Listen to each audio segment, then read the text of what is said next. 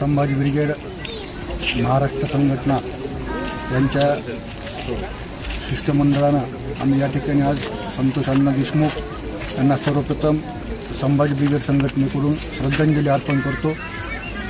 श्रद्धांजली अर्पण करायची वेळ आज या एवढ्या तरुण वयामध्ये संतोष अण्णा देशमुख या सरपंचावर आली, हे अतिशय दुःखद घटना आहे। आज आम्ही त्यांच्या कुटुंबियांची भेट घेतली। आज 5-6 दिवस होऊन गेले तरी सुद्धा पूर्ण आरोपी या ठिकाणी अटक करण्यामध्ये हे पोलीस प्रशासन आणि इथली यंत्रणा सक्षमपणे अपयशी ठरलेली आहे। आम्ही संघटनेच्या वतीनं या महाराष्ट्र शासनाला सांगू इच्छितो की ही जी प्रकार घडलेला आहे हा महाराष्ट्रामध्ये आणि देशभरामध्ये आपण मागचा इतिहास जर पाहिला, छत्रपती संभाजी महाराजांची जशी निर्गुणपणे हत्या झाली होती त्याच पद्धतीचा काय हे ठरवून अशी निर्गुणपणे हत्या केली गेलेली आहे। याचा काय निषेध करावा तेवढा कमी आहे।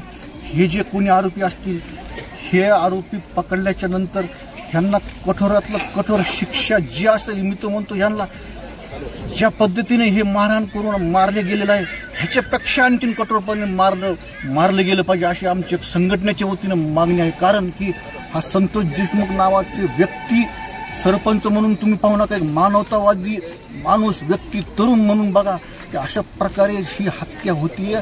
इथून पुढच्या काळामध्ये जिल्हा नव्हे महाराष्ट्र नव्हे देशभरामध्ये असं प्रकरण कधी कुणावर येऊ नये यामुळं ह्या घटनेचं गांभीर्यपूर्वक लक्ष देऊन ह्या महाराष्ट्र शासनाचे मुख्यमंत्री असतील, उपमुख्यमंत्री असतील, गृहमंत्री असतील, प्रशासन असेल, या सर्वांनी ही गांभीर्य पूर्ण ओळखून हे फास्ट ट्रॅक कोर्टामध्ये प्रकरण लवकरात लवकर दाखल करून ह्याच्यावर 3 महिन्याच्या आत या सर्व आरोपींना फाशीची शिक्षा झाली पाहिजे असं आमची संघटनेच्या वतीने मागणी आहे।